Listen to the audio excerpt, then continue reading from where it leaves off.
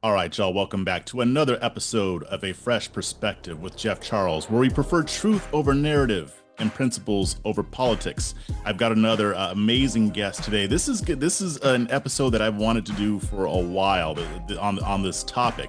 Y'all know I'm very big on the Second Amendment. I talk about gun rights and gun control and all that good stuff ad nauseum. But it's nice to have a guest that will kind of illustrate why the Second Amendment is important, but also some of the ways that the government might try to crack down on somebody who uses their Second Amendment rights.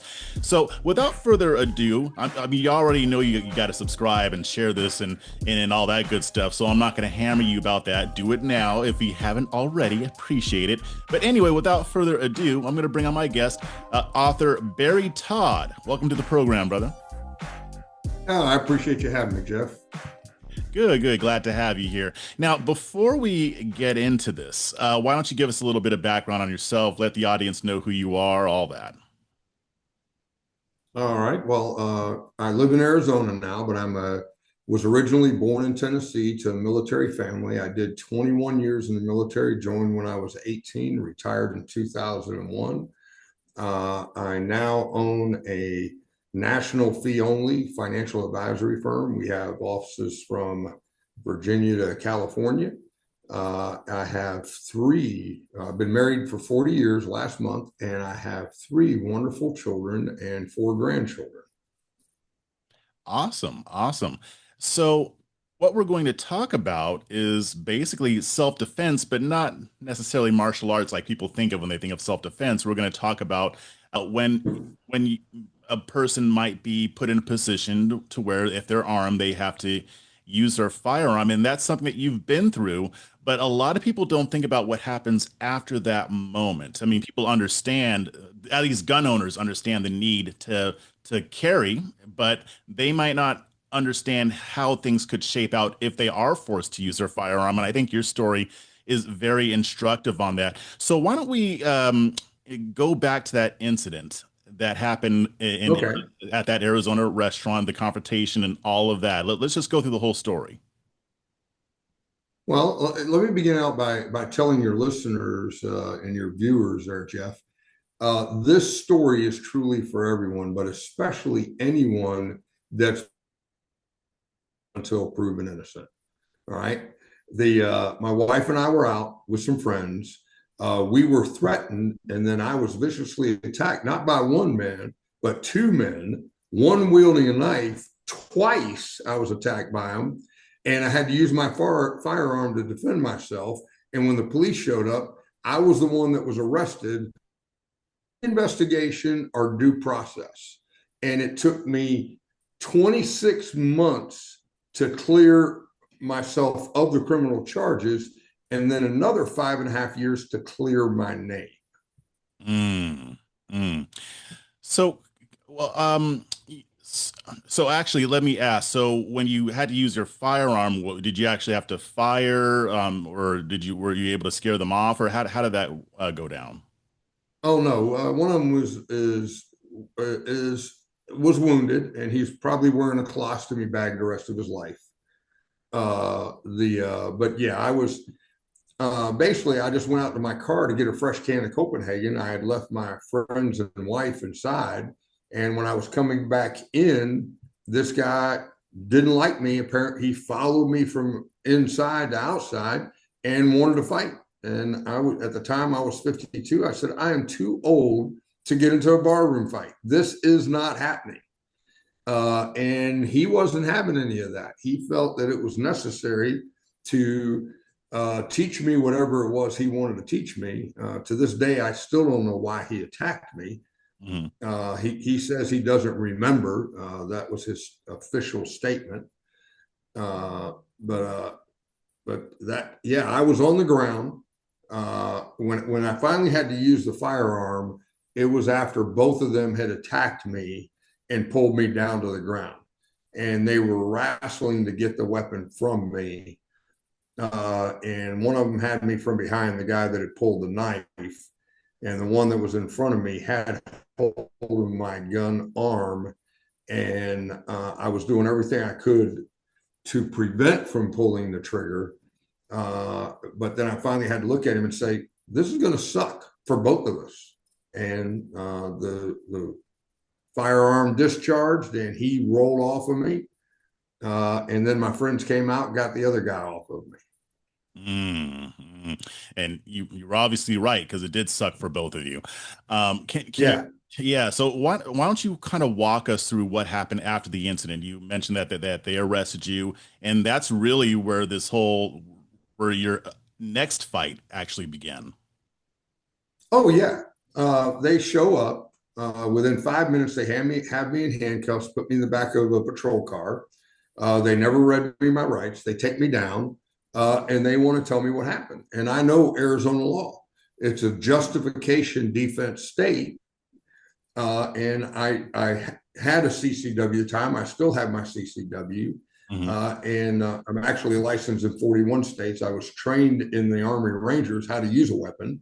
I've been using them my whole life, and I always carry.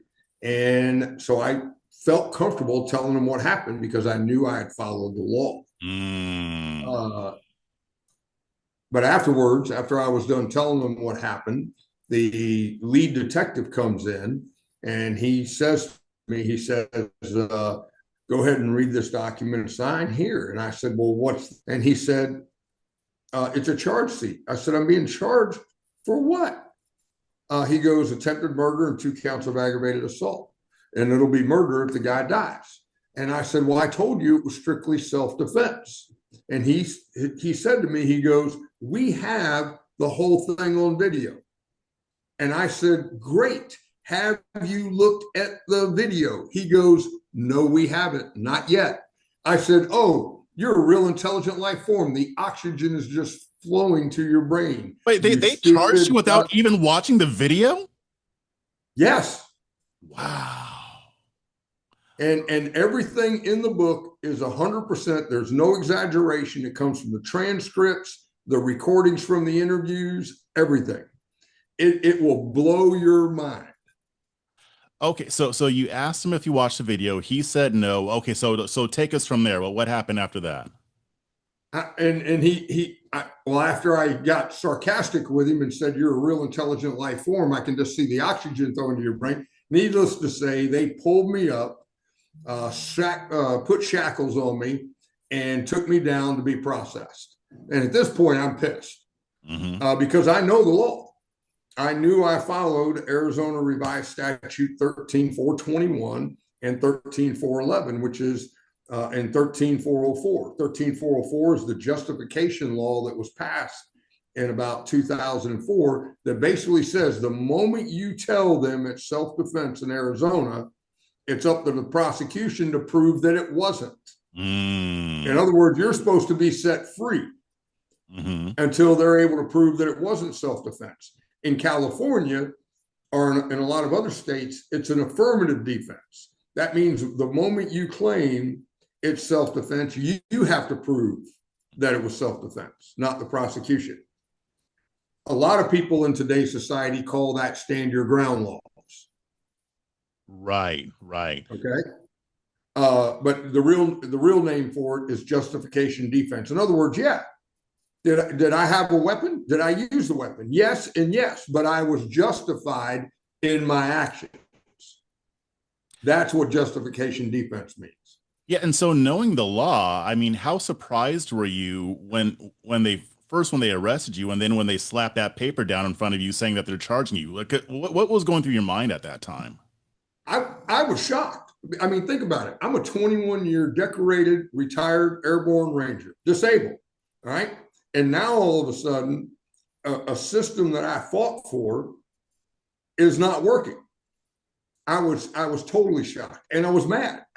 And I mean, you could almost say heartbroken that this was happening because I love America so much. I love the United States of America, and so I was shocked. And then you go through the whole process. My attorney files what is called a motion to remand when he finds out that they never looked at the videos before they even took it to the grand jury. They took it to the grand jury on March 6th, 2014. They still didn't look at the videos until March 12th. Wow. Was this Yeah. was this after the grand jury voted to indict, or were they still deliberating at the time? Yes, this was after the grand jury, almost a full week, 6 days after that. And so we get all this information from the police, the videos, everything. And my attorney says, okay, we need to get an expert, video forensics expert. So we hire the FBI's, one of the #1 FBI video forensics experts that lived in Phoenix. Brian Neumeister is his name. And there was 160 hours of video in this entire establishment. They had 16 cameras in and around the entire building, inside and outside. And they turned around and he went through it and he cut and pasted them and made a movie out of them. In the 5 minutes that the whole incident started to where I was followed outside, went to my car, came back, everything. And we give it to the prosecution. And my attorney files a motion to remand. What that means for your listeners is to send it back to the grand jury. Okay. Because now we have exculpatory evidence that shows I was justified in my actions. Well, he agrees to take it back to the grand jury. And he doesn't show the video. I knew it. He doesn't show him the video. Knew it. Yeah. And he still doesn't present all the self-defense laws. He still presents only the old one that was 100 years old. That's the affirmative defense. Right? So then my attorney files another motion to remand. And the judge says, you will take it back. You will present the video evidence and you will present the self-defense laws that pertain to this case. He takes it back again.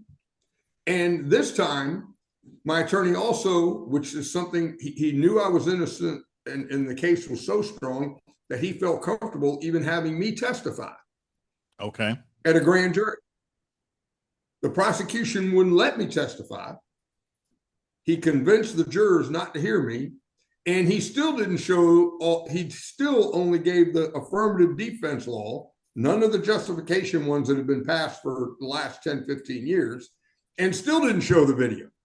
So it came back out again with a true bill with charges. So this is 3 grand juries now.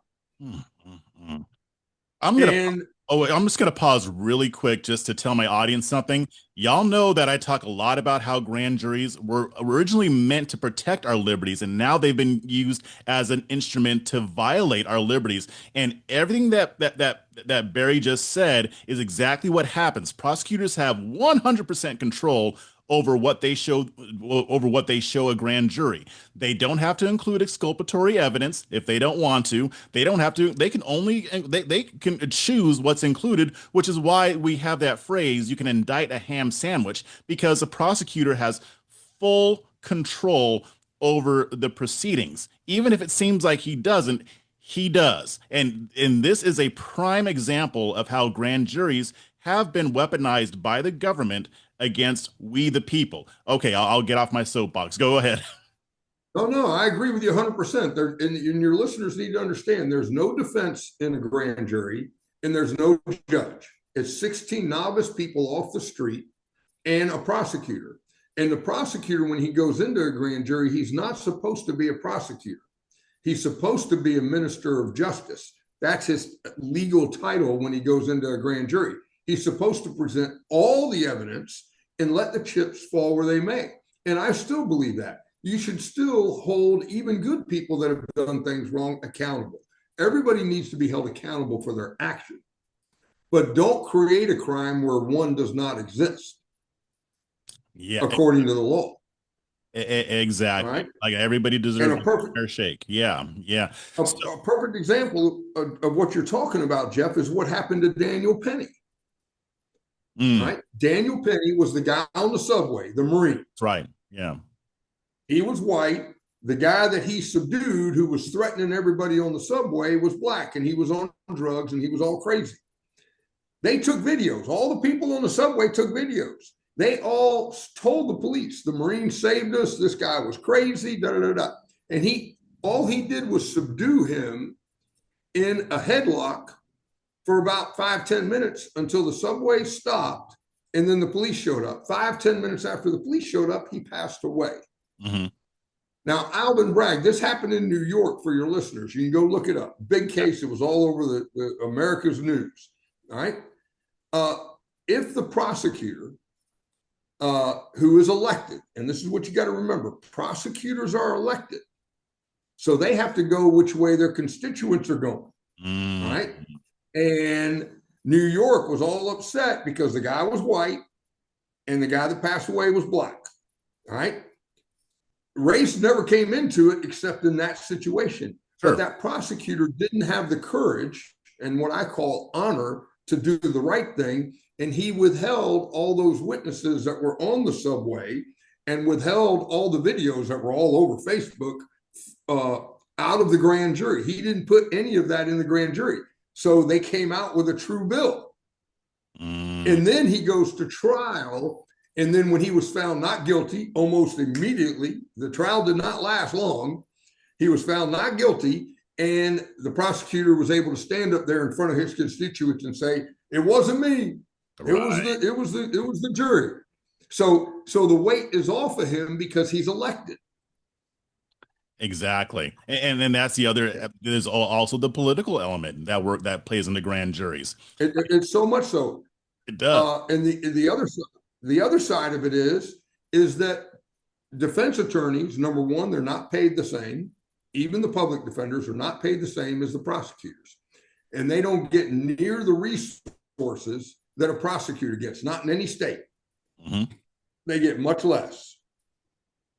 As an example, in Arizona, in Yuma County, at one point we had about 16,000 or 16, excuse me, not 1,000, 16 public defenders in Yuma County.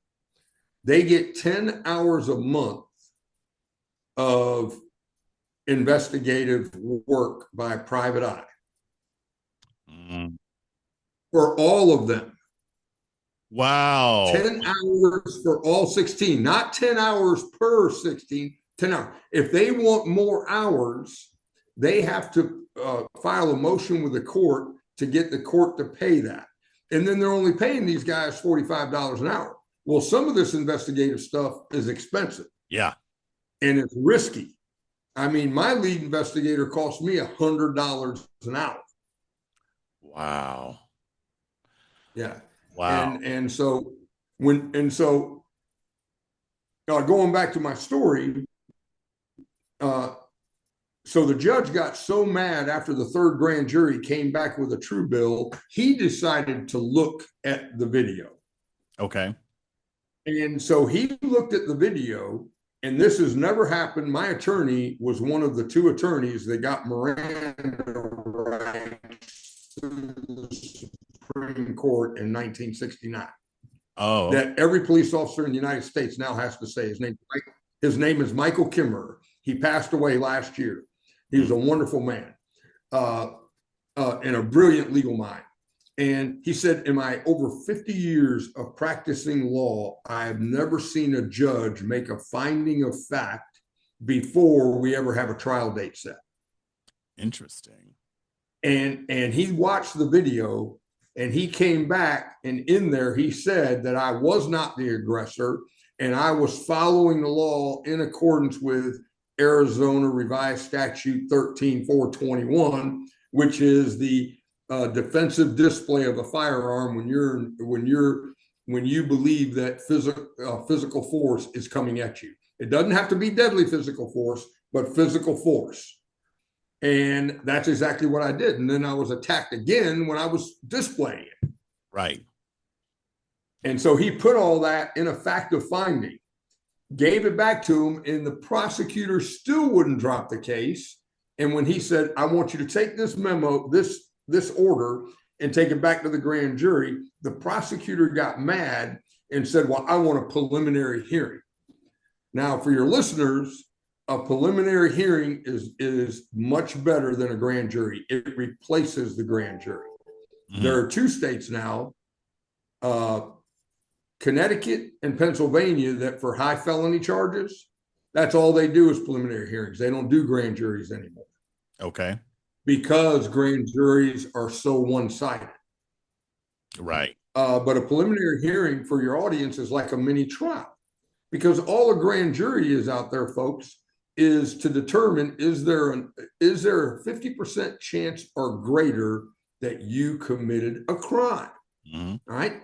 That's all they're trying to assess. So it goes forward to trial. So when the prosecutor said, I demand a preliminary hearing, my attorney jumped up and said, yes, sir, we agree. And so, because that's what we wanted. We wanted the evidence shown. And I had a really impartial judge that had knowledge and respect for the law. Okay.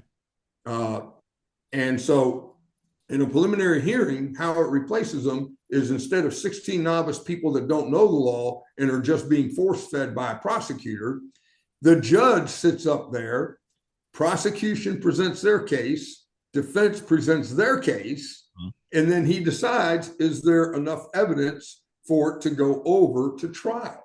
Okay. The prosecutor got done putting on his case. All right. All my attorney used was the video to cross-examine his witnesses. Every one of them recanted their testimony.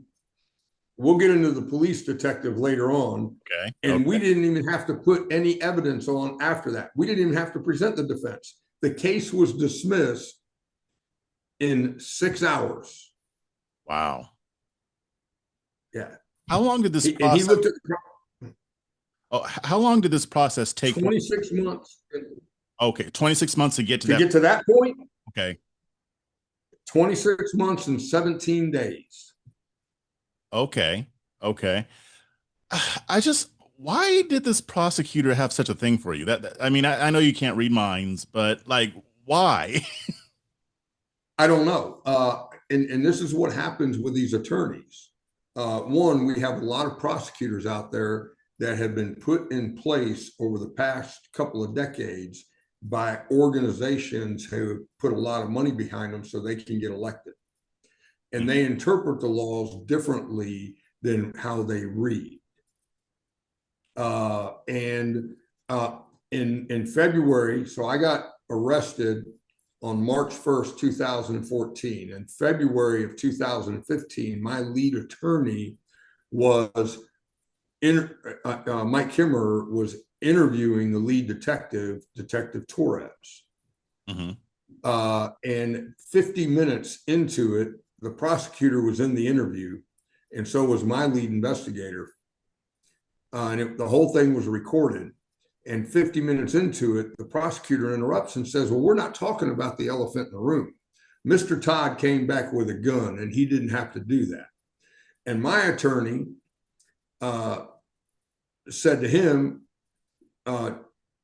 Jim, he was legally allowed to do that. And his exact words were, and this is all on a recording, I do not care. He could have come back with that gun up his ass. Come on, Mike.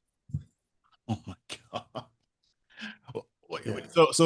So you didn't have the gun when you went out to the car, but then you had it when you were going back? It was in the car. Okay. See, let me explain to your listeners. In Arizona, anybody can carry a concealed weapon anywhere in the state, except on any state property or where it's listed that you can't carry a gun. Right. Now, if you don't have a CCW, you cannot carry in a bar or a restaurant that serves alcohol. But if you have a CCW, you can. I see. Okay. All right. They do not. They still believe. Most of these people that think, oh, you can't drink and have a gun. That's. I will tell you right now that 90% of the states have no laws on there. That's sort of stupid. That's like you're sitting in your house, you're drinking with your wife. Somebody tries to come in through the door, you shoot somebody. Are you drinking? Yeah. It's sort of stupid. You're still responsible for your actions, though. Yeah. Well, no, you're supposed to So tell the burglar, wait, hold on a second. I'm a little drunk. I can't get my gun right now because it's illegal. I need to sober Can you up. come back in a few hours? I mean, it's Yeah, ridiculous. yeah, it's stupid. So I always carry that night because I was going to be dancing and I was going to be taking my jacket off. I decided to leave my car in my compartment in my gun, excuse me, my weapon, in my vehicle in the compartment that I hid it in. Mhm. And when the guy followed me outside and I tried to go back in, that's when he first attacked me. Okay. All right. And when the bouncer came out and I said, "Hey, I'm done with this. I'm not going to fight this guy. I'm too old to get in a barroom fight." And see, I'm licensed federally with the Securities and Exchange Commission. I can't have any issues on my record. Yeah. All right. So Yeah. I'm not going to get in a fight. So I said, because it's called a bar and grill. You know, it's a restaurant. We ate dinner there. We were there with 4 other couples, and the person that owned it was a retired military, just like we all were Hmm. at the time. And so I said, "Hey, I'm going in, get my wife, my belongings, and I'm leaving."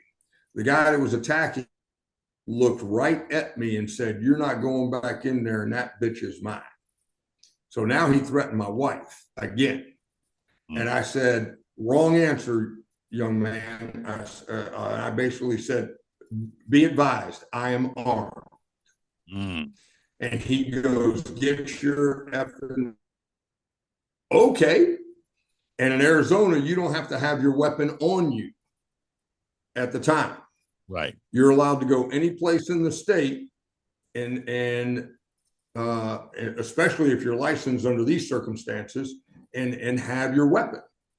Uh, and so I go back, I get my weapon, I brandish it just as the law says, down by my side, not pointing it at anybody. Right. I walk up and he's blocking the door.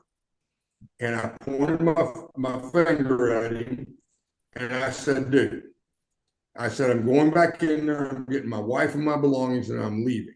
Before I could even get my hand down, he attacked me. And that's when his buddy attacked me from behind with a knife. Mm. So, And that's what they're saying is I could have not gone back in there. Well, I didn't have my phone, I didn't have my wallet, didn't have my jacket, and most importantly, I didn't have my wife, who was my DD that night. well, And we were over a quarter of a mile on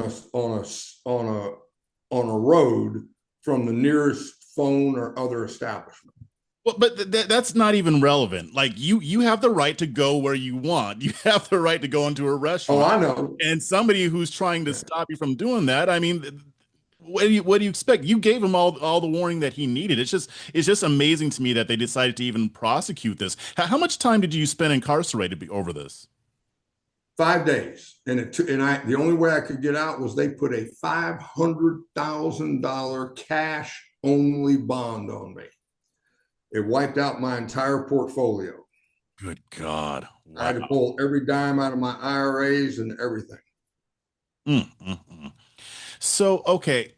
So now let me ask you this. I mean, going through this, I mean, after you get out, which you shouldn't have spent even 5 seconds in jail, but after you get out, this whole battle that you went through, what was going through your mind when just over that 26-month period? Like, what kind of toll did it take on you and your wife and your family? Talk to me a little bit about that.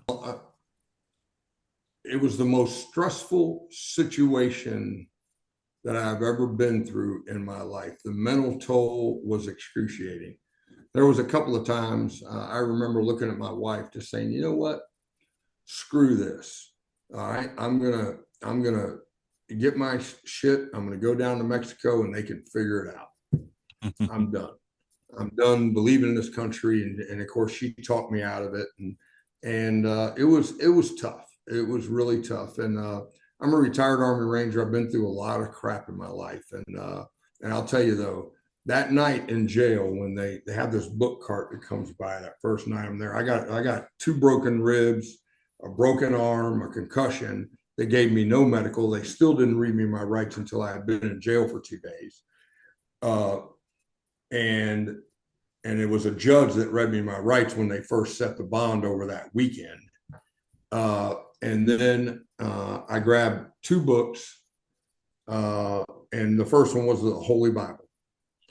And I started reading Proverbs, and I read Proverbs 21:15, and you'll see it on my websites and stuff. And that gave me the strength to fight through this. If it hadn't been for our Lord Jesus Christ, the support of my family, and the mental discipline and training that I had learned through my Ranger training and all the years of serving, there's no way I would have made it through this, Jeff. It would have broke me.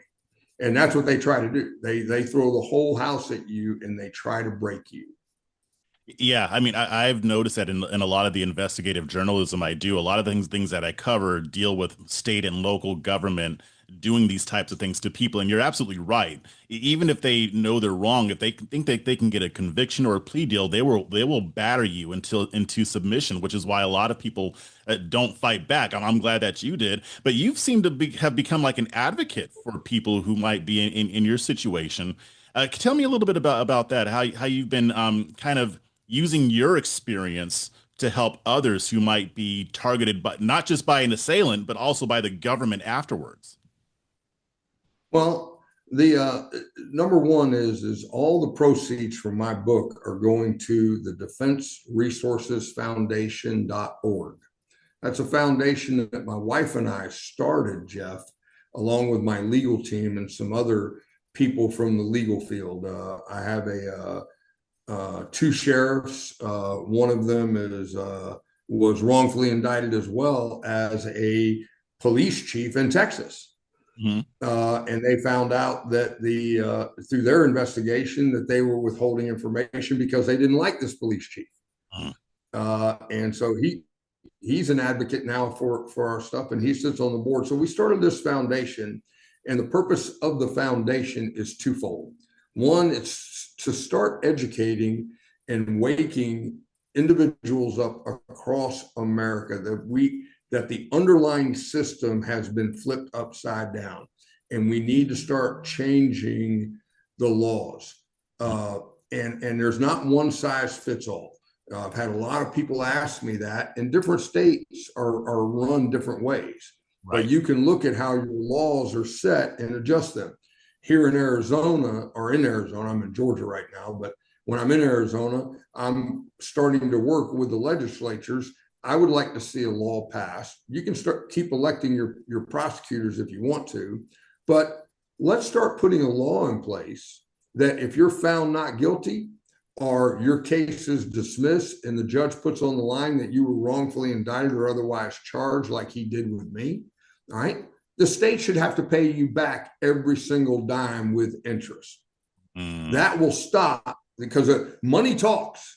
And when a prosecutor knows he better be right, he's not going to want just the conviction so he can get a higher paycheck Mm. and make himself look good. You see what I'm saying? Yeah, I mean, there are two things a lot of these people care about, and that's power and money, and they don't want to lose either. So Exactly. when you threaten one of those, they're more Exactly. likely they're more likely to Yeah. get in line. What are some of the most And common patterns or mistakes that you see with people who carry for self-defense and maybe get in a situation like this? don't do like I did. Don't be you. The first thing you do, number one, is get you some CCW insurance. All right. You can go to USCCA. There's some other ones out there that are coming up that are more like nonprofits, where it's not an insurance policy you're purchasing. Get that money, because I looked at it literally 5 or 6 months before and said, "Oh, I'll never need it. Nobody's gonna. All they got to do is see the weapon. They're not going to mess with it." Right. Well, that was not the case. So get that coverage. Number two, don't do like I did also and tell the police anything. Yeah. I was Let the thinking that chips when you fall told where your they may. story. I was like, oh no, Yeah. talk to the police.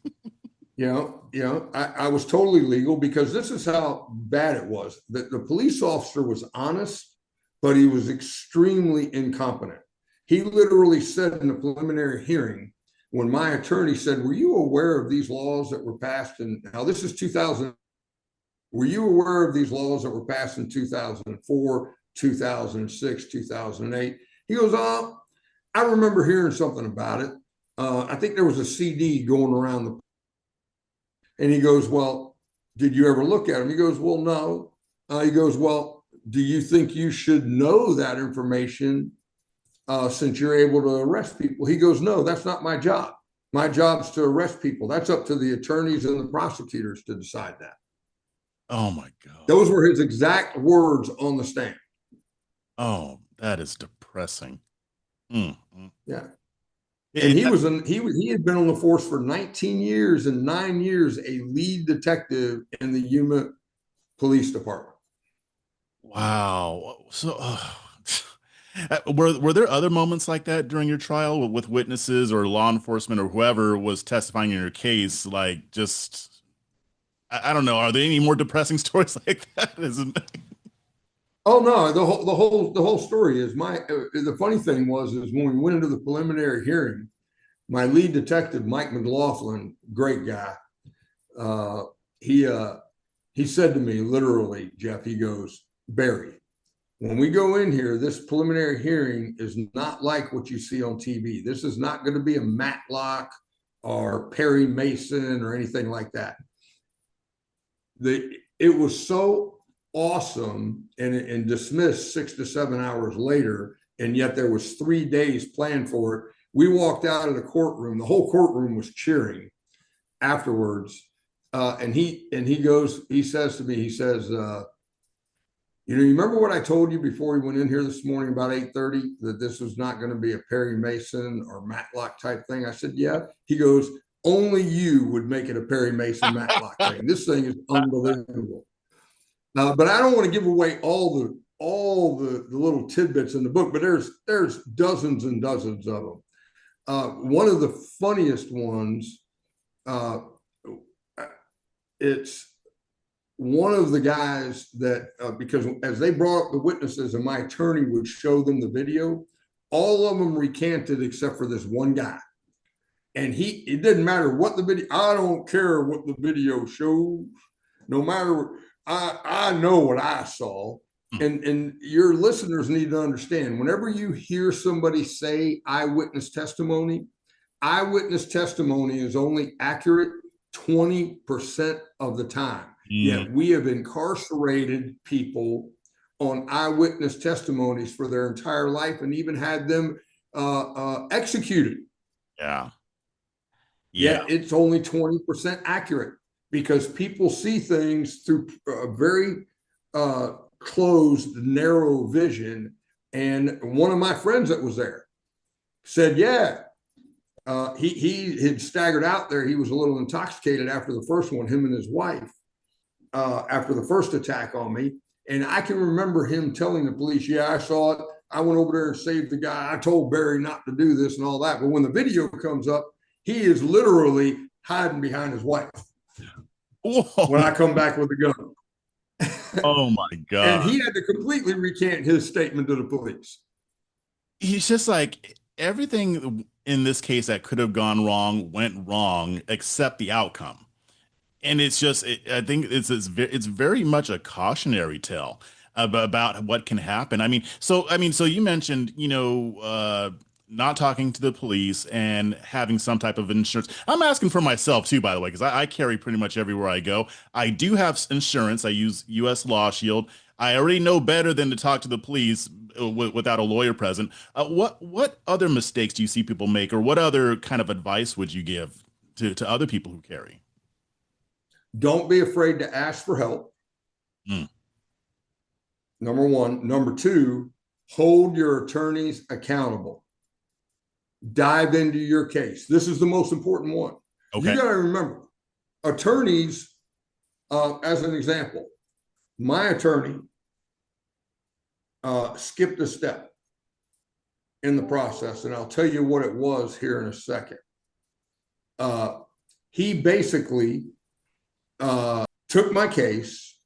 He got the motion to remand, and on the third grand jury, when which was in July of 2015, the prosecutor didn't let me speak in the grand jury or testify.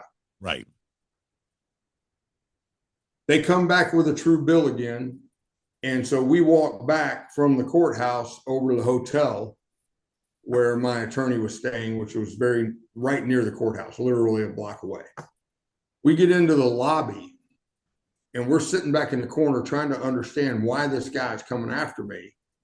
And I go, this just doesn't make sense, Mike. I mean, you're getting me on the stand. He could have crucified me in there, because for your jurors, so you understand, when you go in front of a grand jury as a defendant defending yourself, your defense attorney can't protect you in there. Right. But my attorney felt so strong about it. He felt that I had such a strong case and I knew the law so well that it would be good for me and good for the prosecutor.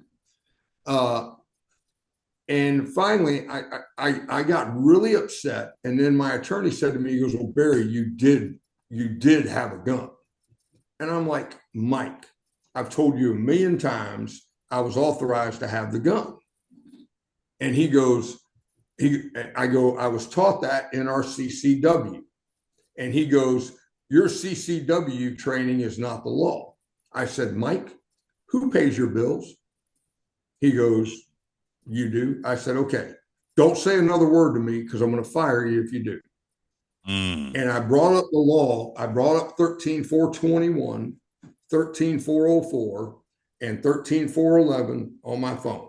I handed it to him, and I said, I want you to read this. I'm going to shut my mouth, and I want you to read it as many times as you can until you take it in. And he scrolls through my phone, reads, he's got his glasses on, looking like this.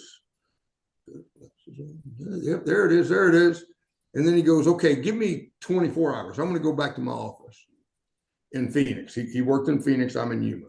Okay. He calls me the next day at about 4:30 to 5 o'clock in the evening. And my lead investigator, Mike, and his associate attorney, Rhonda Neff, were on the speaker. And he goes, you were right. I was wrong. I realized as I went back and looked at this that we skipped a step. When I agreed to take your case, I did not have Rhonda go and bring me any updates on the laws. Oh, okay.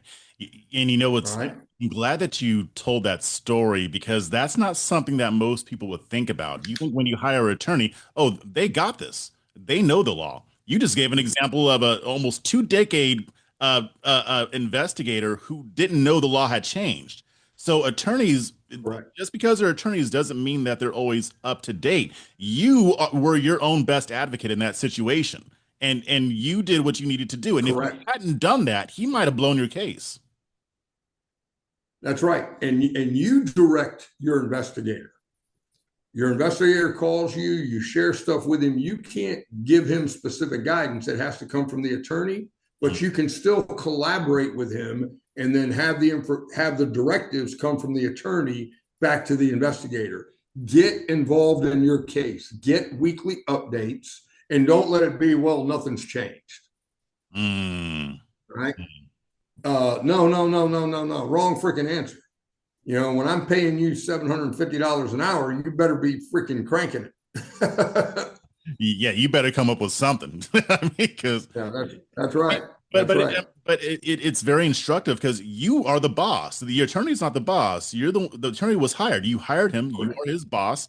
And I'm so glad that you brought that up, because I think a lot of people they see that JD degree that attorneys have, and they just think it's good. No, you have to be, just like with your healthcare, you have to be very involved with what's going on. In a situation like this, you can't afford to just outsource your case to somebody else, especially if you're facing a prison time. So that's a very good piece of advice, I think.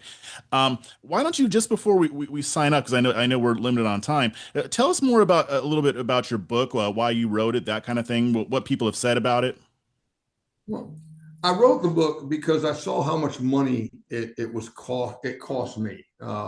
Because you got to remember, I'm registered with the Securities and Exchange Commission. I own a national financial advisory firm, And I literally, during this process, had to drop my licenses. And then when I got done, they made me put, even though the case never went to trial and it was dismissed, Jeff, they made me put on every disclosure for every new client that I had been charged with these felonies.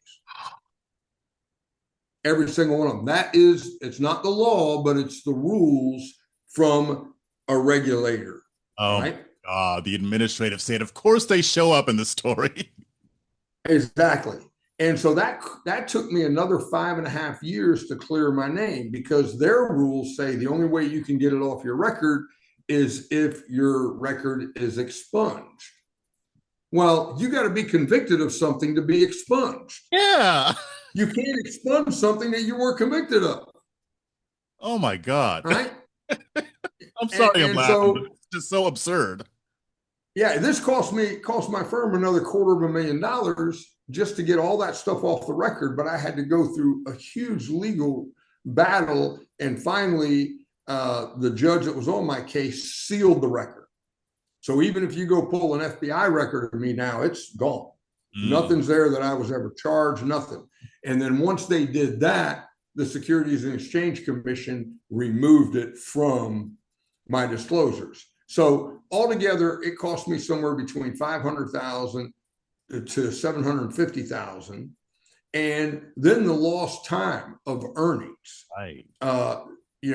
That money today would be worth probably close to $2 to $3 million if it had stayed in my portfolio. Yeah. Right. But now it's not worth anything because it's just gone. And the other thing I realized was the narrative was written on me, because the news media had to jump on this story. Crazed man in Yuma walks into a restaurant and shoots somebody in the head. I mean, it was nuts. So I needed to change the narrative and close the book in this story. So that was what started me. But then as I started realizing it, every other nonprofit out there that says they want to help these people that are wrongfully indicted, when do they always come in to help them? Is it before or after? After. So we started through standyourgroundbook.com, which is where your listeners can go and order my book. It's an audio, ebooks, all of that. All the profits from it are going to defenseresourcesfoundation.org so we can get the money to people in front of it. We've set up a whole system in there where the cases are evaluated. Their attorneys just have to go in there, fill out some paperwork, and we'll start giving them the resources they need to help them fight this. So that way they don't get convicted. Right? Let's get people out there. I was blessed because I had the resources. And that old term, Jeff, where they say, well, you got to make money. You're going to get off because you have money.